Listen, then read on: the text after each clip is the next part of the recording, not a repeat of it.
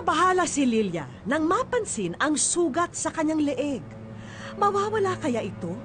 Hangad lang naman niya ay makapagtrabaho para sa mga anak niya. Hoy, Lilia, susunod ka na, ha? Sige po. Susunod po ako.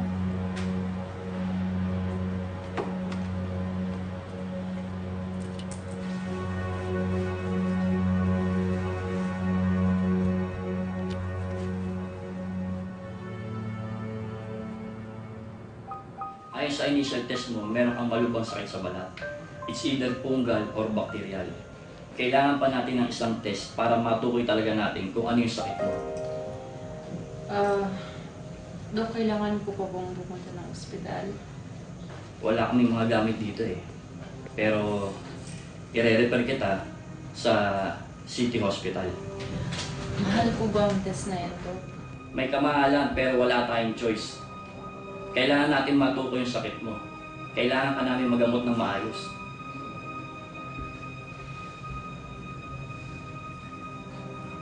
Ito yung reseta mo.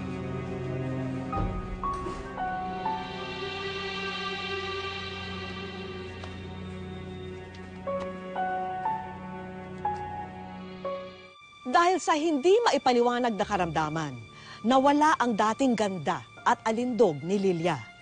Ngunit higit pa rito, nawala rin ang kakayahan niyang buhayin ang mga anak dahil sa itsura raw at panlabas na anyo nakasalalay ang kanyang hanap buhay.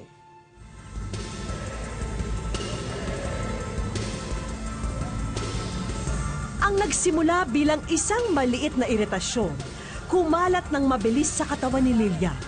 Hanggang sa napilitan siyang tumigil sa pagsasayaw dahil hindi na niya ito maitago. Ayusin mo yung wire. Lagi na lang nasisira yan. Nakailang palit na tayo. Ay, pasok. Napakaburara nyo, porket hindi sa inyo eh. Boss. Ako mag-a-apply daw po na helper. Ay, maiwan ko muna kayo dito, boss. Okay, thank you. All around yung aming helper dito. Pwede sa kitchen, sa floor, sa... Bakit ka may ganyan? Pakitanggal mo nga.